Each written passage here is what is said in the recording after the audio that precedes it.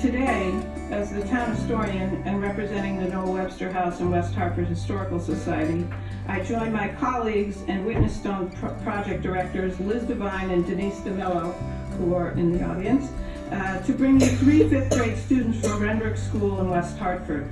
These students want Prout's name etched to join those whose names have been part of our history for many years, and certainly for the last 13 years. Over the last 6 weeks, as part of the Witness Stone's West Hartford project and their Renbrook Social Studies, Language Arts, and Art classes, these 5th graders have been studying the art of Titus Kaphar, colonial history, the history of Fort Ticonderoga in the Revolutionary War, the history of this town, the West Division of Hartford, and the particular history of Prout and John Whitman Jr. Good evening. We're here to talk to you about an enslaved individual named Prout. Prout was held by John Whitman Jr. of West Hartford. By engraving his name on the war memorial, we can show that we don't support what happened to enslaved individuals in the past, and we can learn and grow from our past mistakes. We hope you'll consider our request and help us to remember and honor Prout and other enslaved individuals who died in the war for our freedom. Thank you for listening to our request. Thank you so much for having the courage to come and stand before us. It fills my heart with hope for our future, knowing that we are the future. If we can learn by our mistakes, I love that line. So a group of 5th grade students from Renbrook School in West Hartford researched more about Prout's life with Dr. Tracy Wilson, and they successfully petitioned the town council to have Prout's name added to the Revolutionary War monument. So his name is going to be engraved on the monument in about 10 minutes. And then on Monday during a Memorial Day ceremony at the Veterans Memorial, a 5th grade student from Renbrook and Dr. Tracy Wilson will be speaking to honor Prout's contributions to the war effort. Well, that's wonderful to hear that it was through students researching the history of Prout that he will now be added to West Hartford's Veterans Memorial. There is a memorial in West Hartford, if you've seen it, that honors dozens of people from our area who fought and died for our country. But one group of 5th graders noticed there was one name missing, the name of a man who fought but was also a slave during the Revolutionary War. Photojournalist Greg Monte shows us how those children are making sure his name gets the recognition it deserves. So today we have an engraving going on at our Connecticut Veterans Memorial here in West Hartford. Mark is coming from Independent Stone today, and he is going to engrave Prout's name on this monument. Our 5th grade students have been researching Prout's life. He's an enslaved person of John Whitman Jr., a prominent landowner in West Hartford.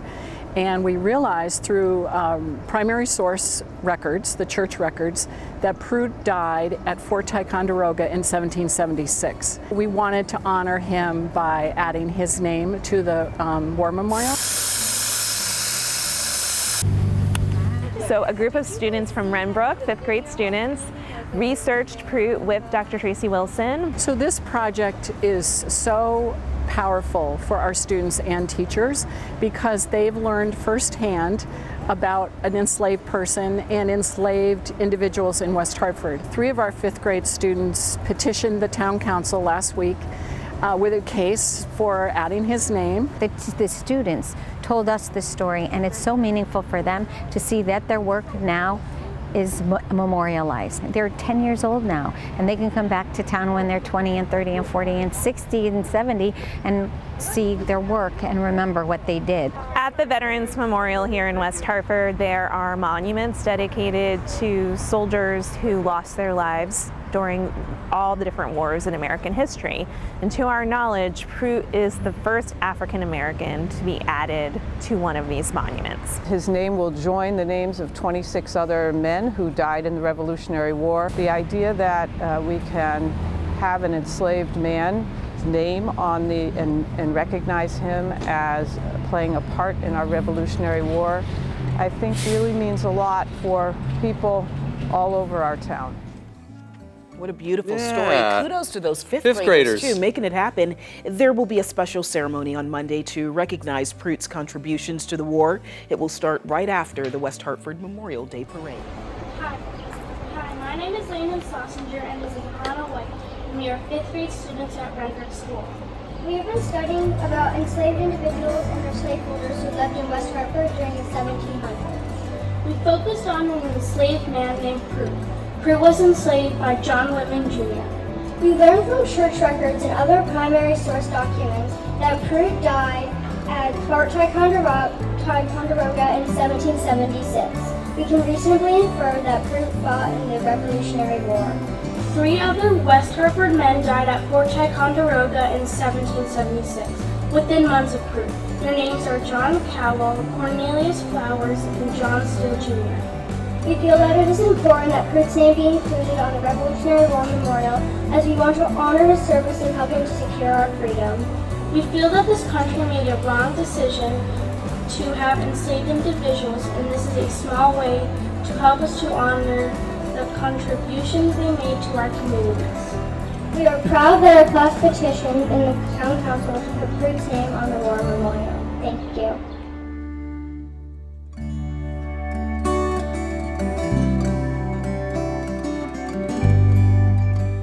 I want to tell you about another special story. Tonight we are hearing from some local 5th graders who made sure a Revolutionary War veteran got the recognition he deserved. Now Pruitt, as he's called, well, his name is etched in West Hartford's history thanks to that group of 5th graders. Not a lot of people, only a couple people knew. The sacrifices of a man known only as Pruitt were nearly forgotten until the town historian uncovered startling information while researching local slavery. Did the light bulb go off? Yes, I couldn't believe it. Instead of relaying the news, Tracy Wilson wanted students to discover it for themselves. Over 2 months, Hannah White and Landon Schlosinger, along with their 5th grade class at Renbrook Elementary, combed through church records. We discovered lots of things. The most important, that Pruitt was sent to serve in the Revolutionary War in place of his owner. This lesson about a man fighting for the freedom of a country that held him captive left a lingering question in Hannah's mind. Why would you want to have a slave if you were fighting for your own freedom? Wilson says the Revolutionary War featured the most integrated fighting forces until Vietnam. Unlike in the Civil War and World War I and World War II, that black people were actually integrated into the militias. These pint-sized historians were also tasked with convincing council members to add Pruitt to the town's war memorial. I think he took away a big lesson in slavery in America. I think she now understands in the greater scheme of things not only the importance of recognizing the past as it pertains to the future, but also the fact that she can actually participate in community services of this nature. Now, Pruitt's name sits alongside other men who paid the ultimate sacrifice for their nation. He deserves to be on there just as much as every single other person on there. Now that we put him on the plat, that everyone now can recognize him and know who he is.